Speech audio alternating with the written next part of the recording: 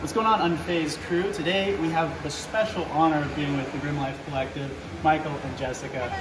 Huge fans, really so happy we were able to run into you guys. Thank you for taking time out of your day to come and talk with us. So let's talk about life, talk about the Grimm-Life. Let's talk about it. What brought you guys out here? On Mad Monster Party for one. Yes. And of course, anytime that we do any travel, or especially when it comes to horror conventions, we have to do it big. Yeah. So of course we're in the area for at least a week, filming all kinds of stuff for our channel. Awesome. But we had to come. This is our first time at Mad Monster Party and seeing all the different celebrities. That's great. What kind of stuff do you have on the agenda? I don't mean not too many spoilers, but like, can you kind of like give a few hints of what you have coming out? Well, I'll say this. This is our first time in Phoenix, Arizona, and people keep coming up to us and saying, "While you're here, you got to do the Bill and Ted's filming locations, right?" We're not doing it. At least not this time around. And other people said, well, while you're here, you might as well do the Raising Arizona filming locations, which is a great movie. Like, I love that movie. We're not doing that either. Not this time around. Not this time around. Yeah. So we like to mix it up a little bit. We have a couple surprises planned. We have 2 films that we're going to be doing. Very exciting. And that were filmed here in this area. Awesome. And I'm not going to tell you what those are. Perfect. Well, we're looking forward to it. Very excited. You'll never guess them. Okay, perfect. Awesome. That's what I love. Yeah, and the crazy thing about Bill and Ted is they did film a majority of it here, and we've been to a few of the locations, but like the pinnacle of all the locations doesn't exist anymore. It does, but it's totally closed. There's Metro Center Mall. Yeah. And that was like where all the mall scenes happened, and it's been closed for well over a year now. Yeah. So, anyway. My big question though is, how did Grimm-Life Collective start? Like, what got you into it? Because I feel like you've always been a horror fan, clearly. Yeah. But what made you say, hey, I'm going to start sharing my videos with the world? So originally, Grimm-Life Collective started off as a website. Okay. And I would travel to places and I would take pictures, and then I would also just write about them. You know, like I always wanted to write for a magazine, but there's no magazines out there that did what I did. So I was like, screw it, I'm gonna create my own thing. So I created a website, and it never went anywhere. Like, I realized quickly that people didn't want to read anything. Instead, they wanted to watch it and go on these adventures. So I said, let's start filming them and taking people to these places. Heck yeah. And we're not the first people to do it. And we get asked all the time, why are you doing this? It's already been done by this person, so-and-so. But what's great about YouTube is you can get 100, 200, 500 people doing the same video. Yes. And it's a different perspective every time. Totally. So I've always thought that's the same thing with any kind of movie. It's like, if you have one director directing a film and then they drop out and another director takes over, it could be the exact same cast, exact same crew, exact same script, different movie. And I think that's the same type of ideology. Yeah. Very cool. So, Jessica, a question for you. What is the scariest encounter you've ever had when you guys have been at a location, or like, I know you guys went to like that clown motel, like super creepy place. What was something that like trumped that, like really terrifying, something that was just like the scariest thing you ever saw while you were like doing it for a video? The scariest thing that's honestly happened is not even like supernatural related. We recently went on a location where we're kind of in like this ghost town. Okay. And as soon as I got out of the car to follow him, we were run up on by a pack of dogs. Oh shoot. Like street dogs, stray dogs, and that is like my #1 fear. It's like I grew up in this like rural kind of area, and a lot lately there's all these stories of like people being mauled to death by these like stray. Because when there's one dog, whatever, it's just a stray dog. But if there's 2 or more, it's a pack, and they are vicious. Was that in California? No. No? Was it? Still in California? Yeah. Not in like LA-ish, but it was like several hours away. I just didn't realize we were still in California. let's just say Northern California. Northern California. Okay. It was this tiny little town. You would never know it. You're probably never even going to be there unless you're going to these filming locations. Gotcha. And it was a matter of timing. And we did the right thing. You're supposed to stop and like not even address them, and then they'll get bored and wander off. But like they were up at our ankles and like kind of barking a little bit, and like no sudden movements type of thing. No sudden movements. I used to have a fear of stray dogs because I have a scar in my leg that if you touch it, I still have nerve damage. Oh, I'm sorry. So like it's like leftover trauma and like and I'm sure that didn't help. It probably brought back the feelings. I was paralyzed, and like I've never been so afraid in my life because of like just these. One of them was massive, and then one of them was like this kind of like pittish, and then another one was like a mastiff. Like they're really big. Wow. Yeah. I was Jeez. like, Well, I'm glad you guys were okay. Oh, we're good. Shoot, that's crazy. And that happened like just a couple of weeks ago, so that was like the most fresh in my memory. But I don't think anything else has ever scared me yet while filming. Unless it's something supernatural, I can kind of be like a little bit of a baby. Yeah. But Have I you get- had a few I things get, like that nervous happen where you're scared. like, I can't explain? Like you had a few things that are Yes. like serious spiritual encounters? Yes. Like cool. one was so violent, I thought someone was in the house and I got my taser out. At your home? No. Not at our home. At a place you were staying? At a haunted location. Okay. We weren't filming there, but we were touring at the time, and we were kind of working there. We were closing up the place, and I thought someone had wandered in off the street and was like slamming doors. Oh, dang. There was nobody there. Jeez. And it was so loud and so violent. I literally had my taser in my hand, Yeah. like waiting for someone. Yeah. And there was, because they were like right there in the hallway, and there was nobody there. That's insane. There's no one there. That's insane. Do you have another one? No, it's pretty much the same. Okay. Pretty much the same. I don't scare that easy. He doesn't. I get very adventurous. The same trip, filming location, not going to mention it just yet. Sure. It hasn't come out yet. We like to Secret? keep things secret. Secret party. There was this one point where in order for me to get from one point of the property to the next, I had to go through this dark tunnel underneath the building that was falling under, over. And I'm like, two things are going to happen. One, I'm going to walk through this and it's going to collapse on me. Or two, there's going to be some homeless people in there that's going to attack me. That's my big fear. Also, Michael is 6'2". Yes. So even if it's a storm drain, he has to kind of like bend down and get down and kind of crawl a little bit. But I have this, it's a blessing and it's a curse. If I find myself going, oh heck no, I can't do that, it's automatically like I have to do it. Yes. You know what I mean? Like, if you say, man, I'm never going to go jumping out of that airplane, now I got to do it. You know, I can't get over it. I can't let something hold me down. What do you think that is? Have you always been that way? Heights. I haven't. Hate I don't heights. like heights. Hate heights. But it probably wasn't until the past 5 or 6 years I kind of took this mantra of, we say this a lot, we never say someday we will do this or one day we will do this. I think Yes. that's not what got it started. Yeah, honestly. it's what can we do right now to make it this happen. happen? Really? And since we started doing that, a lot more doors have opened up for us. Our channel really started growing. Even out on the road, going to filming locations Yeah. and just getting up enough courage to knock on a stranger's door and say, listen, Yeah. much respect. We're not one of those people that's going to trespass. Totally. We'd like to ask your permission to do this. And Do you remember the video or the era when that paradigm really, that shift happened, where you were like, oh wow, things are starting to really come together, like in terms of acting on that and growing your channel and getting more adventurous? Do you remember like a specific video where you're like, oh, that was different? for me, it was our video with Tom Savini. Okay. And because being in the room for the video is an hour long, but we spent a whole afternoon with Tom Savini, and if you're a fan of horror, you know who he is. Him giving us a personal tour of his school and his home. Like, he invited us into his home and told us stories. That's Yeah. And it was, I almost told his cat. it went from being so nervous to just feeling like you're hanging out with your That's so grandfather. cool. Yeah. That's so cool. And I think it was that moment, at least for me, where it went, you know what? Just being genuine and being yourself would go a long way. That is awesome. And just being polite and Yeah. being kind also, and not like overstepping somebody's personal space. Definitely. Goes a long way. Yeah, and it really reflects in your guys' content. Like, I know it's like the focus is grim and horror and the macabre, but at the same time, like, you guys are so welcoming and so like kind and fun at the same time. It's like, it's a very healthy balance. Right. You know? I can't turn it off. I'm just awkward. No, it's great. And so here's my question, because Michael's had the channel for a while, and that was, correct me if I'm wrong, but before you guys were together. So what Yeah. was your introduction to that, and like, how did he have to kind of coerce you to be like, hey, do you want to be in my videos, or Yes. or were you like, Yes, wanting to he be in did. it? Okay. So, growing up, I've done a bit of modeling and things like that. So I'm used to being behind a camera, but in like an intimate setting. Okay. So being behind a camera while you're like on the road and moving, completely different thing.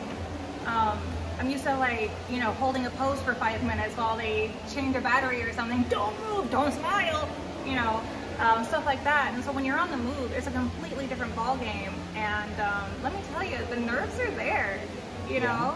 And it took a while for me to be like, you know, get into this with me. I don't want to. I feel like even some of the videos I've seen, I feel like she like came out of her shell more. Yeah, she has. I have. At one point I just said, screw it. Good for you. They're either gonna love me or hate me. And we get fan mail and hate mail, you know. Yeah. Oh, yes. Fuck 'em. Oh Fuck my 'em. God, yes. Like, they either love me or they hate me, or they love him so much they hate me. It's a weird balance, but we love you guys anyway. You can hate us, it's fine. You guys are amazing. It started off with me taking the camera going, say something. Just get that out of my face. So, to now, like... You start off with smaller equipment. You don't have that feel of depth. Yeah. So he would literally be like, in my face. And I'd be like, you better get out of my bubble. Yeah. Like, I have a very small bubble and you just crossed it, sir. So it took a bit of like getting used to it, only because you really do have to be like up close and personal and like get out of your boundaries in order to be comfortable. And you have to do it enough to be like, we still get nervous. We absolutely still get nervous. So I don't think that's ever gonna go away. No. And that's you being human. You know what I mean? Yeah. If you're not nervous about something you're doing, you're not passionate about it. Yeah. You have to be, you know, you have to, we're a human being. You're gonna wonder what the person next to you is gonna think. You know, it's just part of our nature. And also respecting people's property. Exactly. Because you really literally sometimes walking up on someone's house. Yeah. We took chances once and the lady answered the door in hair curlers and I was like, I'm so sorry. I was like mortified that I thought bothered you were this say with woman. no clothes on. I'm like, oh hey. You know, but like she had her whole head in hair curlers and I was like, I'm so sorry. Get out. Video. Yeah, but she was That so was it? sweet. She was so welcoming and so sweet. And I mean, you never gonna know if someone's gonna like scream at you for knocking on their door. Yeah. Before we do that, we get really nervous because we want to approach it as respectfully as we can, and we want them to know that we're not here to press on them or anything like that. Yeah. And that we were gonna portray to our audience that please be respectful of these people's property because we do the same. Yeah. And sometimes people just flat out say no, they don't want anything to do with it because they have been trespassed upon, and people have like violated their personal space. Especially if it's like a famous location, there's probably people always bugging them. Yeah. So that's like really important to us, and I think that's why we always take such care with things, and why sometimes we're just kind of like, are we going too far? It's like, well, no, I don't think so, but it's because we care. We care about their house, we care about their personal property, we care about their personal space, and we want to make sure that we carry that message with everyone watching that to do the same. That's awesome. Yeah, because some people don't, even though we say to, Be respectful. but we can control that. So we want them to know that we do the best we can and make great followers. That's great. That's great. One more question for you guys. When you guys are on the road and you have to release videos and edit, what's your process? Like, how do you do it? How do you do it when you run into like crappy Wi-Fi connections? Like, how do you stick to a schedule and actually upload things successfully with, you know, ever-changing technology and being on the road and stuff? It's a constant battle. Okay. It's 100% constant battle. Okay. In a perfect world, we want to release a new video every day at 9 a.m. Yeah. They say YouTube algorithm, this and that, I mean, behind the scenes, all that crap, that you have to stick to a schedule, you have to do this. To an extent, that's okay. But what it really comes down to is whether you release a video every day or once a month or once a year, if you film something that you absolutely love and you have passion in it and you're doing the best that you can with your equipment, it's never about what camera you have, it's about the story. You know, we've gone to places where we're going, yeah, let's film this, let's do this, let's do it. And we get there and we go, Nah. nope, we won't film it. And then we just change our mind. Wi-Fi on the road is absolutely horrible. Yeah, it really is. I'd imagine. So sometimes we'll go days and nothing will come out. The key to it, I think, is communication. You know, if you're planning on putting out a video every week and you can't tell your subscribers, I can't do it because Wi-Fi sucks. Be honest. Because we're on the road filming. Yeah. But promise them, you know, hey, this video that I'm working on right now, when it comes out, I think you guys are gonna love it. I'm gonna love it. So. Your guys' stuff always seems so seamless. The only time I ever saw you like display any sort of like frustration about it was one time on Up All Night on the Grimm-Life, and like the Wi-Fi crapped out, and you're like, ooh, It happens. You were getting so frustrated. It happens. It happens, man. But usually it's like so like just like, you know, great and scheduled nicely and like no issues and everything looks so professional, you know, and I admire that, you know. It takes a lot of time sometimes. Like if you like something that's edited or there's like a cool trick that's in there, it is all this man. What do you use to edit? We use all kinds of things. Now, most of our editing is done on MacBook Pro. Nice. And we film everything with our iPhone Pro Max. Cool. And we also do, we have a 4K camera. It's the Canon Mark III. A little handheld thing. Yeah. It shoots in 4K. You can put a microphone on it. Yeah, all You those do- 4K videos, I'm like, it's so beautiful. It looks so Thank good, you. man. Yeah. And it's just take your time with it. Yeah. There's a lot of people that go out there, and we're not knocking. Everybody does things different. Remember, we were talking about how everybody has a different perspective. Totally. Yeah. There's a lot of people out there that do a lot of really quick movements with their cameras, and it gets a little dizzying. Our video gets a little dizzying because we use a wide-angle lens, and sometimes she'll look. And I was like, "Baby, watch this." She goes, "I'm gonna throw up." Yeah. But just take your time Yeah. and tell the story. Yeah. That's it. And you don't have to have like the biggest camera. We did that in the beginning where we thought we had to have that big monster professional looking camera. It was like $3,000. It was a Canon 80D and stuff like that. You're too professional. And now we're just on a little point and shoot. Yeah.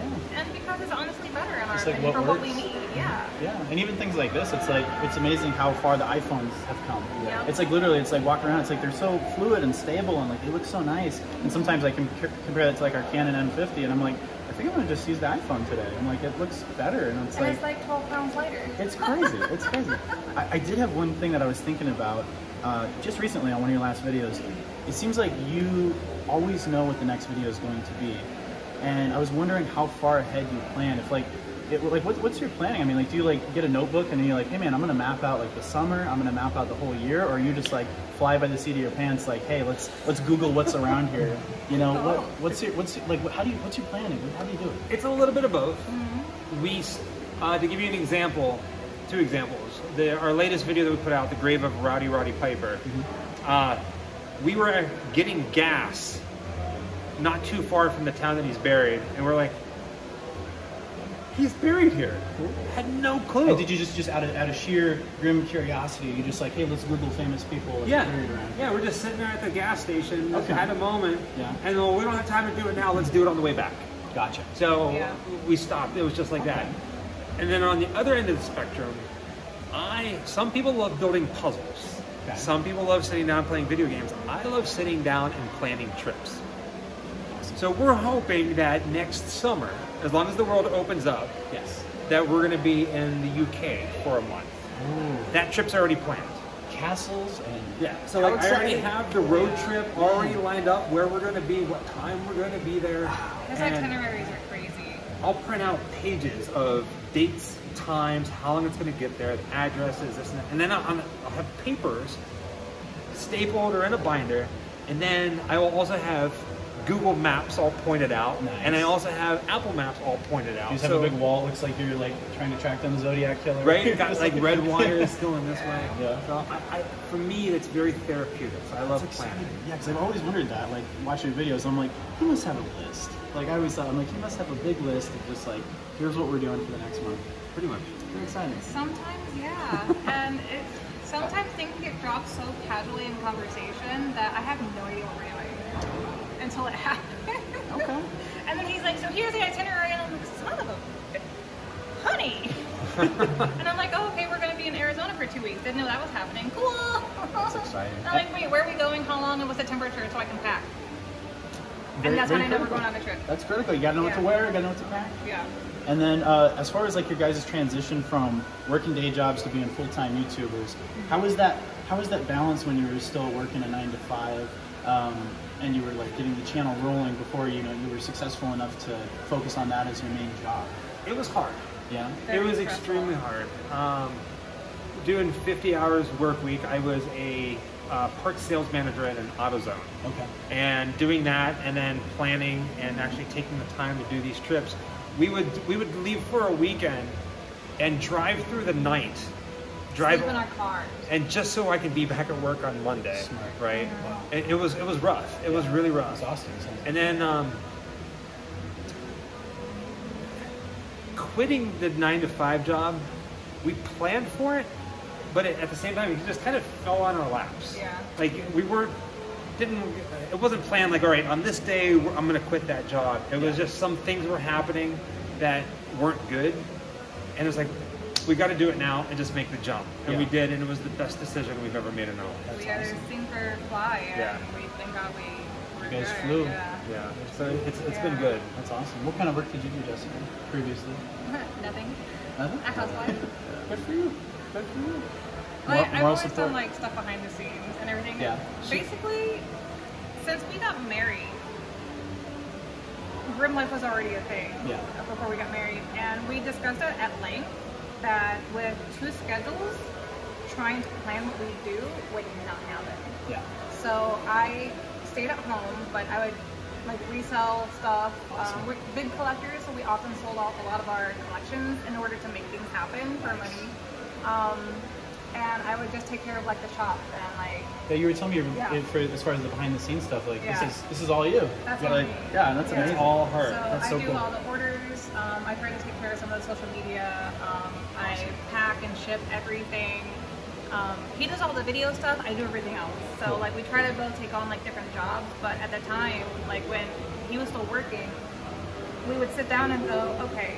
Well, I did work in Savannah for a little while, but it got to the point where it's like we could not make 2 schedules requesting time off. I would imagine, It was yeah. not happening. Especially with all that traveling and day trips and stuff. So it was just like we're gonna have to just try and do this. Good for you know? guys. Make that happen. It was scary. I'm not gonna lie. It was really scary. You know, going down to 1 job was terrifying, and then going down to technically no jobs was terrifying. And you know, it's just you've got to try. And we figured if it doesn't end up working out, we can always get another job. Heck yeah. But Yeah. you guys are making it work. And I feel like you said, like you have to be a little scared of something if you really care about it. Right. You put that You do. perfectly. Like it's like Yeah. it's so true with anything in life, you know, especially creative endeavors, jobs, anything like Even that. just switching jobs is terrifying. Switching schools is terrifying. And switching majors is terrifying. Yeah. You know, switching cities, moving, friends, any large life decision is exhaustingly terrifying. Yes. I And got up this sometimes you morning. just gotta do it. I got up this morning and I was like, all right, do I do black socks or black socks? These I are was the decisions. terrified. These are the decisions. I cried a little. I'm so sorry. It's all right. I got over it. Did it. He has dad jokes I'm wearing black 100%, socks. 24/7 I all day like long. it. I like it. It's nice to see. It's nice to see. So my final question, guys. Yeah. I don't want to keep you all day. I mean, I do want to keep you all day, but the theme song. I know it's a song from the 80s. Tell me how you got permission to use it, your connection to the song, why you chose that song, and like give us a little background on the intro as well to your channel. This is our most asked question. Well, No. tell me again. No, I'm kidding. So years ago, I was living in Atlanta, Georgia, and I drove to Nashville, Tennessee to something called, it was Ink and Iron Festival. And Ink and Iron Festival is usually held out in California, Long Beach, I think it is. But they were having it the first year in Nashville. The headliner was Merle Haggard. I got to see Merle Haggard in concert. It was Very cool. phenomenal. That's fantastic. And one of the bands on the side stage was a band called Batmobile. And they're a psychobilly band that I've loved ever since I was a little kid. And I got to interview the lead singer, a guy by the name of Jerwin Hamers. Very cool guy, very awesome, very awkward interview They're because Swedish? I was no, they're Danish or Finnish, I can't remember. And I've always loved the song called Calamity Man. So if you're watching this, the song is called Calamity Man, and it's a band called Batmobile, like Batman's car. And I told him, I was like, that song always spoke to me. The words. If you listen to it, it's life. It's my life, right? So I said, I'd love to have this as a theme song for our thing. Yeah. He was like, hell yeah. That's amazing. Hell yeah. So we started following each other on social media, and the song has been altered enough so the, what do you call it? The powers that be Doesn't pick can't up be on like, it. Gotcha. But yeah, it's if you like psychobilly or if you're curious as to what it is, you love that theme song. People send us videos of their kids, like their toddlers, dancing in front of the TV, and it's the cutest amazing. freaking thing. So that's how that came to be. And again, it's the power of asking. Totally. You know, It's like asking you guys to come talk to us. I thought they probably won't want to. And I was like, here they are. Amazing. Awesome. Well, thank you guys so much. The Grimm-Life Collective, everybody. Remain unfazed. And happy Halloween. Happy Halloween! Halloween! Awesome. Thank you guys. Of course, man. Yay. Amazing.